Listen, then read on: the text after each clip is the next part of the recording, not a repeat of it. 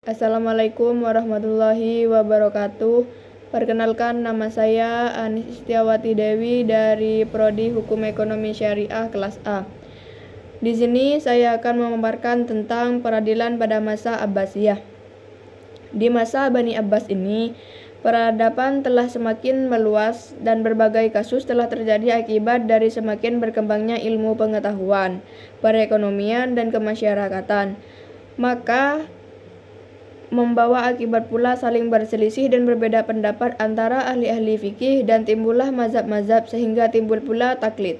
Yang hal ini mempengaruhi juga terhadap keputusan-keputusan qadhi. Di antara perubahan-perubahan yang terjadi pada masa ini adalah lemahnya ruh ijtihad hakim dalam menetapkan hukum lantaran telah berkembangnya mazhab 4, karenanya hakim diminta memutuskan perkara sesuai dengan mazhab yang dianut oleh penguasa atau oleh masyarakat setempat.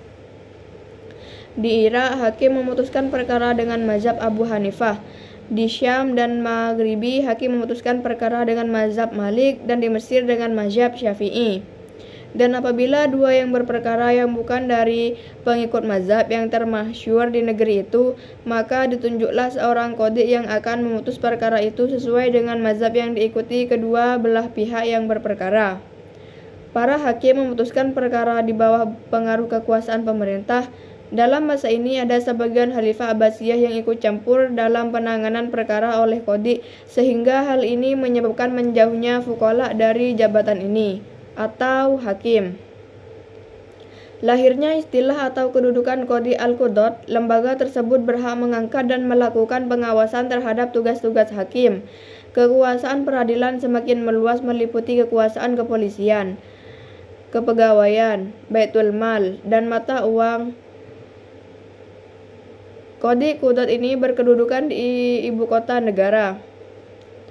Dialah yang mengangkat hakim-hakim di daerah.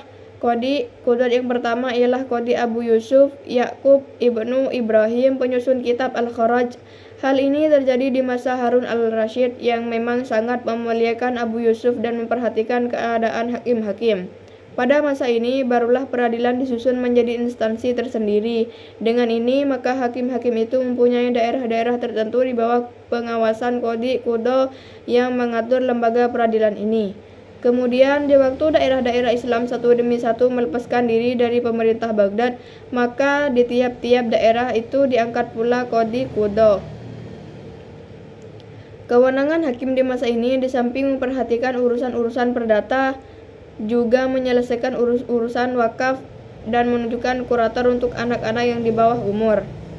Bahkan kadang-kadang hakim-hakim ini juga menangani urusan-urusan kepolisian, penganiayaan yang dilakukan penguasa, qisas, hisbah, pemalsuan mata uang, dan baitul mal. Mungkin hanya sekian pemaparan dari saya, kurang lebihnya mohon maaf. Wassalamualaikum warahmatullahi wabarakatuh.